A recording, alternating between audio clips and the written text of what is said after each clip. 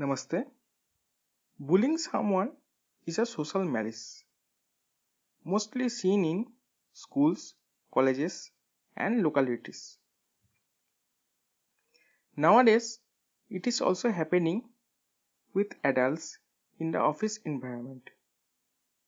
Bullying means systematically and chronically inflicting physical hurt or psychological distress on a person.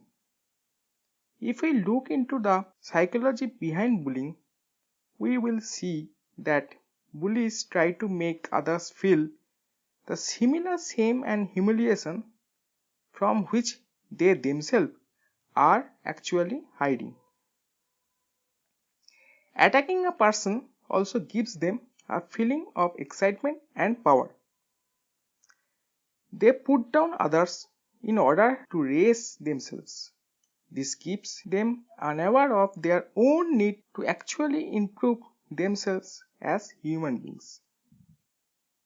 The past experiences and the domestic and social environment of the bullies are sometimes responsible for their present behavior.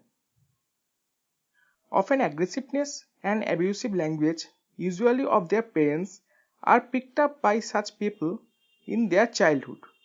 They start believing that this is the normal way to exert authority over other people. Sometimes physical abuse also takes place. Both the bully and the victim have deep-rooted, distressing psychological effect in the future.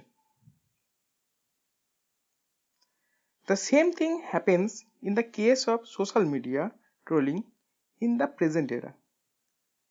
Some people add negative and provocative comments on Facebook, Twitter, WhatsApp. They need your negative reaction in order to elevate their importance to you by asserting their control over your emotions. Have you ever thought about it? I think trolling is also a sign that you have made a relevant point that hit the nerves of another person. If you are afraid of bullying or trolling, then it is time to look into yourself. You are afraid as your ego feels diminished. Your lower sense of self is scaring you. When such incidents occur, you think about it the whole day. Sometimes you may also create an imaginary reality in your mind where you are able to punish the bullies or trollers in your way. Now think, is that what you want to do? Or would you rather use that time and energy more productively? Sometimes you may also create an imaginary reality in your mind where you are able to punish the bullies or trollers in your way. Now think, is that what you want to do? Or would you rather use that time and energy more productively? Actually, tackling your mind is far more difficult than handling the other people. If you can win over your mind, you will win the world.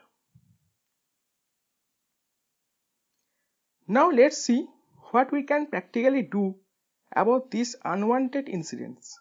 First and foremost, you have to understand the psychology of the bullies and the source of their negative behavior.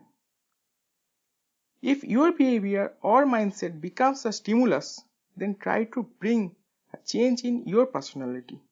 Take your time, but step forward to change it. Secondly, you can simply ignore the bully and walk away. Bullies thrive on the action they get. Otherwise, they get bored with trying to bother you. Send a message through your body language that you just don't care. Do not be angry.